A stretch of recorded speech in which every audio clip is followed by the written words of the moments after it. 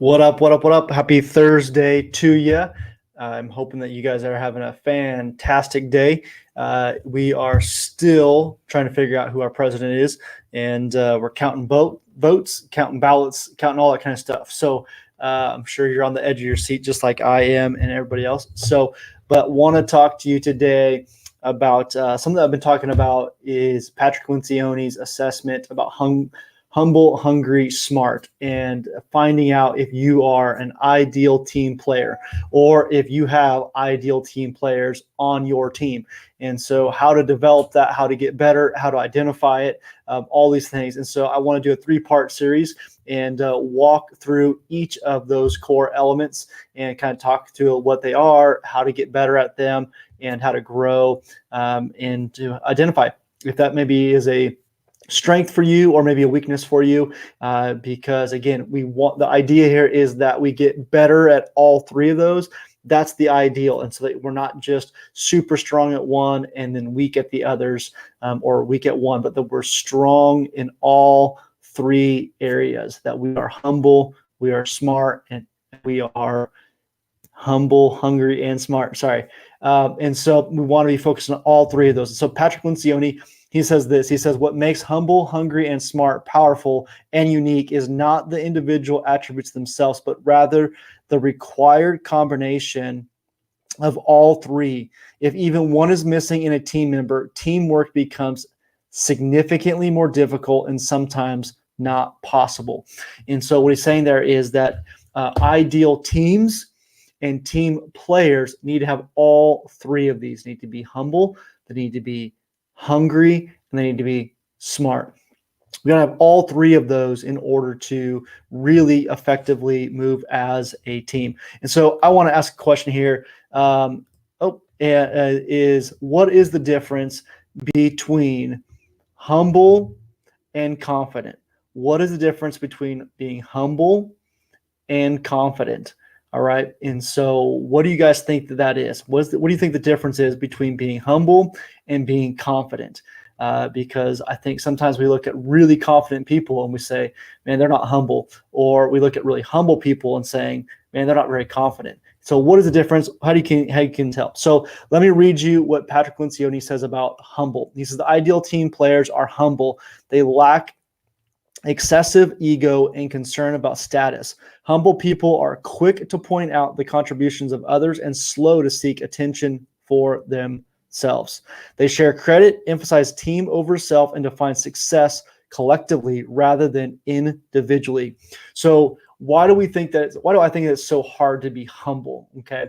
I think a couple of reasons. One, we live in a society that really does emphasize, give a ton of credit towards really aggressive people, people that are really out there, putting themselves out there. And so we really reward that often. Social media, in lots of areas of work, we really reward that. Oftentimes we hear things like it's just a dog eat dog world. We hear things like a self-made millionaire, self-made leader, self-made. And so a lot of these things are emphasized. Even books are the self-help.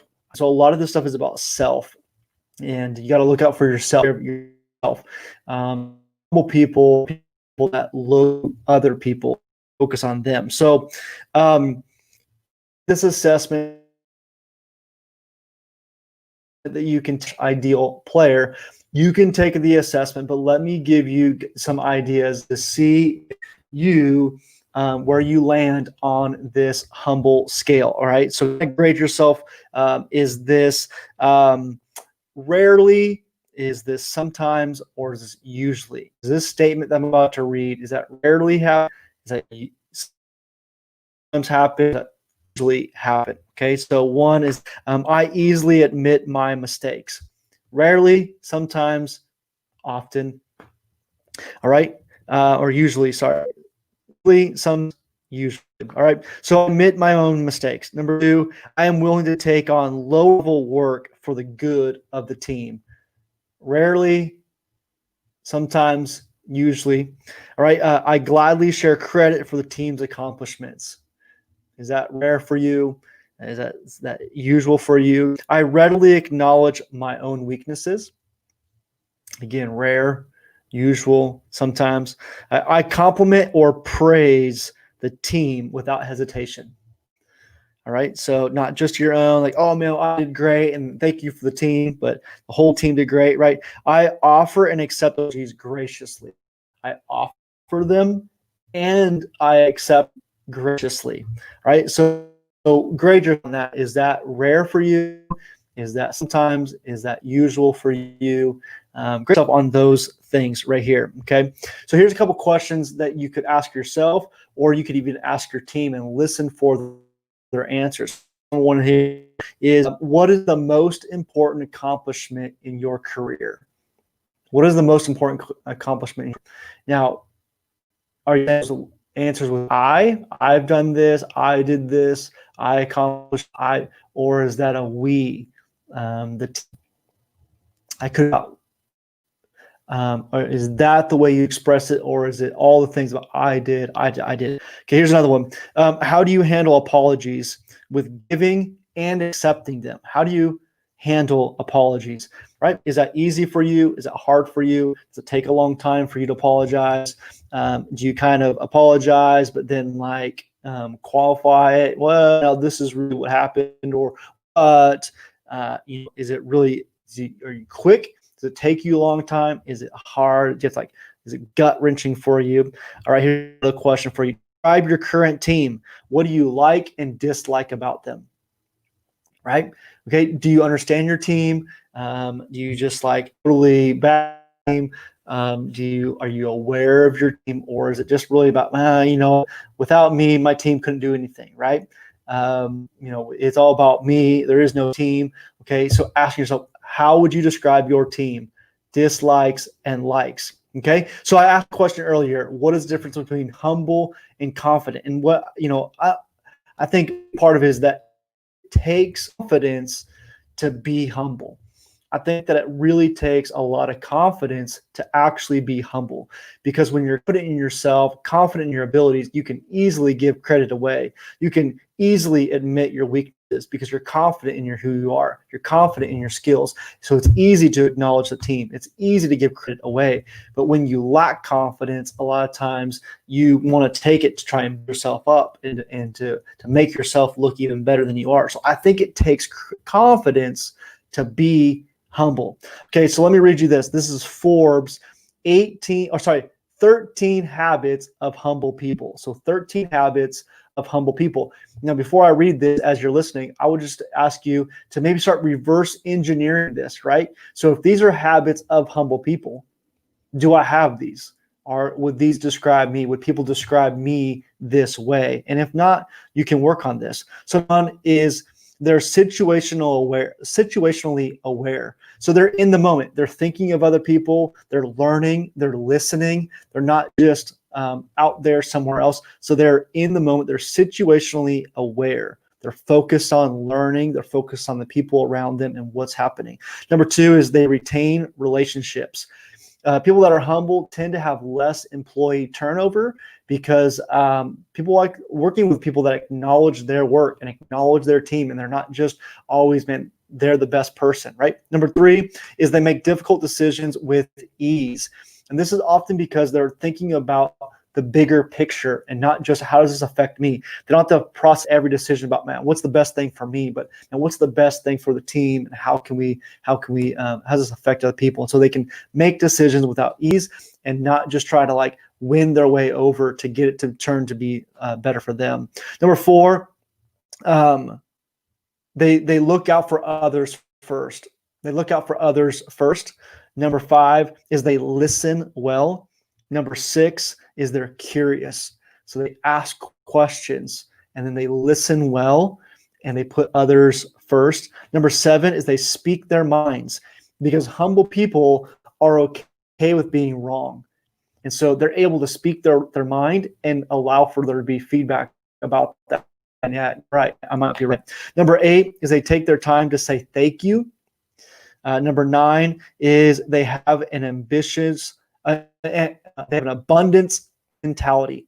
Number 9 is they have an abundance mentality. They're not just hoarding every piece of the pie, right? Hey, there's plenty of pie for everybody. So, hey, you can have some, because there's an abundance mentality. Number 10 is they start sentences with you rather than I.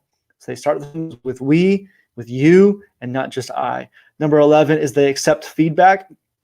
So they do something and they allow people to speak into that, right? They say something, they allow people to speak into that. Number 12 is they assume responsibility. Good, bad, ugly, they assume responsibility. I heard this a lot of times that, if it went bad, good leaders take the responsibility. If it went good, they give credit away. All right.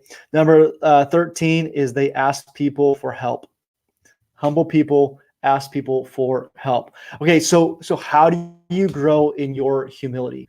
All right. So one is look at those 13 habits that Forbes just listed as 13 habits of humble people. Look at those and ask yourself, is that how I would be described? I would start there. Another thing is take a personality assessment.